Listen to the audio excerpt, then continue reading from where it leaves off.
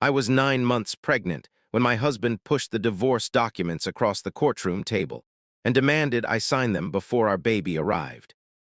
My hands trembled, the judge waited patiently. The lawyers observed everything closely, and the man I had loved for 7 years refused to meet my gaze. I believed that moment was the lowest point of my life. I was mistaken because just seconds before I could sign, my father-in-law suddenly rose from his seat, crossed the courtroom, and struck his own son with a powerful slap that left everyone stunned. Then he pointed toward the witness area and declared, "He may not be blameless, but he is not the one concealing the real truth. My name is Emily Carter. I am 32 years old, and on that particular day, I sat 9 months pregnant in a packed courtroom with divorce papers laid out before me. I should have been getting ready for the arrival of my daughter. Instead, I was facing the end of my marriage. The courtroom felt unusually chilly. Perhaps it was the air conditioning, or maybe it was the coldness radiating from the stranger sitting across from me. Ryan Carter and I had shared 7 years of marriage. During most of that time, I thought we were content. We were never flawless. No relationship ever is. We had occasional disagreements about finances. We differed on minor issues. But I never expected us to reach this point, especially not just weeks before our first child was due. 3 months prior, Ryan had begun to change. He grew distant. The man who once sent me messages all day long now replied rarely. The husband who used to spend hours discussing baby names suddenly stopped talking about our future. At first, I attributed it to pressure from his job. Then I blamed myself. Perhaps the pregnancy had heightened my emotions. Maybe I was reading too much into it. Yet in my heart, I sensed something was off. Whenever I questioned what troubled him, he gave the identical reply, "Nothing, nothing." That single word built a barrier between us. Then one night, without any notice, he returned home with divorce papers in hand. I still recall staring at them in shock. "What is this?" I had asked. Ryan avoided my eyes. "It's finished, Emily." Just like that, no details, no genuine explanation, only distant, hollow statements. I pleaded with him to explain what went wrong. I inquired if there was someone else. He rejected the idea right away, but his response sounded practiced, as if he had rehearsed it many times. In the weeks that followed, I hunted for answers. I examined every option. I searched for proof. I discovered nothing, no affair, no hidden romance, no financial troubles or debts, no clear motive for him to abandon our family. Still, he kept pressing for the divorce. And now we had reached this stage, the final hearing. The judge sat reviewing the files quietly. Attorneys arranged their documents. Whispers filled the gallery. Meanwhile, my whole world seemed to be crumbling. Ryan's lawyer slid the papers in my direction. "Mrs. Carter, after your signature, we can conclude the matter today." My throat felt tight. I gazed at the line for my name.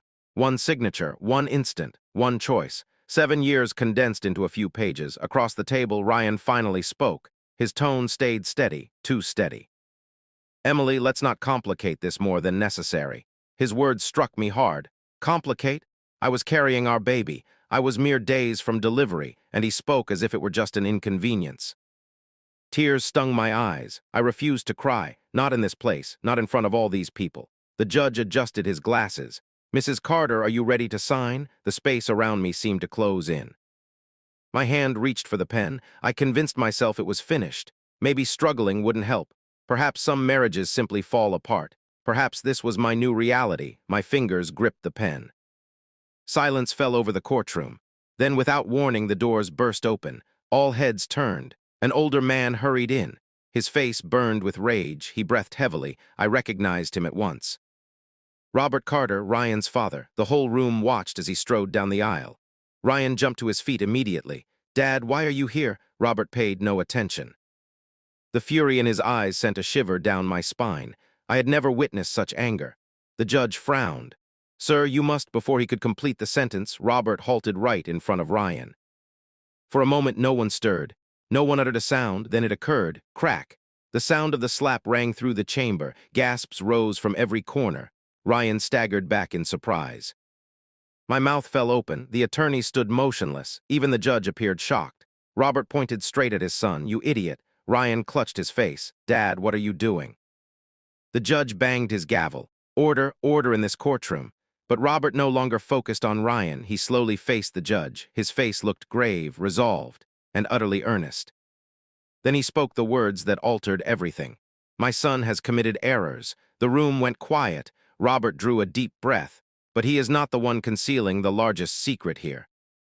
Every person in the courtroom froze, including me, because I had no clue what he meant. For several long seconds, nobody shifted. The entire room remained still after Robert's statement. Even the judge appeared uncertain how to proceed. Ryan stared at his father in shock. "Dad, what do you mean?" Robert looked weary, like someone burdened by a weight he could no longer carry alone. The judge cleared his throat. "Mr. Carter, if you are raising a grave claim, this court needs evidence, not theatrical declarations." Robert nodded. "I understand, Your Honor." Then he pulled several papers from a leather folder under his arm. "I have evidence." My heart raced. I glanced at Ryan. For the first time that day, genuine fear showed on his face. Robert passed the documents to the bailiff, who gave them to the judge. Silence returned to the courtroom. The judge examined the pages thoroughly. His expression shifted quickly. "What is all this?" he inquired. Robert inhaled deeply. 3 months ago, I learned that my wife had been secretly tampering with financial records linked to our family company." Murmurs rippled across the room.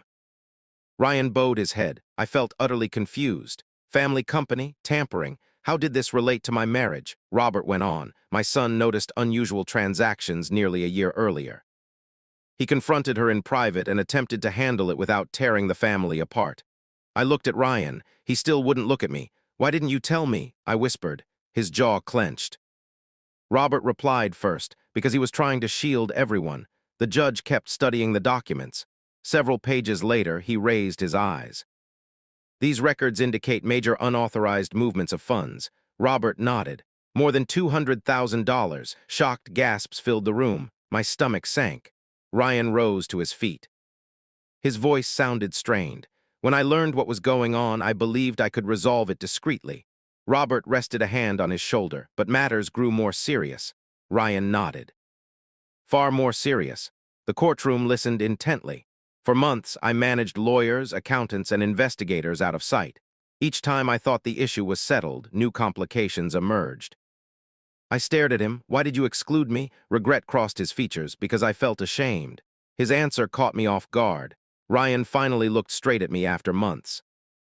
"I thought I could shield you from everything. By divorcing me?" I asked. His eyes showed deep remorse. "No," the word came out gently. "I never wanted the divorce." The room fell utterly silent. "What?" I whispered. Ryan swallowed with difficulty. "My mother persuaded me that if the investigation went public, our family would face lengthy legal fights and public scrutiny." He paused. "She claimed you and the baby would be harmed by it." I could scarcely believe my ears. "She said ending our marriage would safeguard you from the consequences." Robert shook his head in fury. And that was the deception that almost ruined us all. The judge examined another paper. "This declaration supports claims of external influence and false information." Robert nodded. When I uncovered the reality, I saw that my son had been misled from the start. Ryan appeared devastated. "I should have trusted you." Tears welled in my eyes. "Yes, you should have."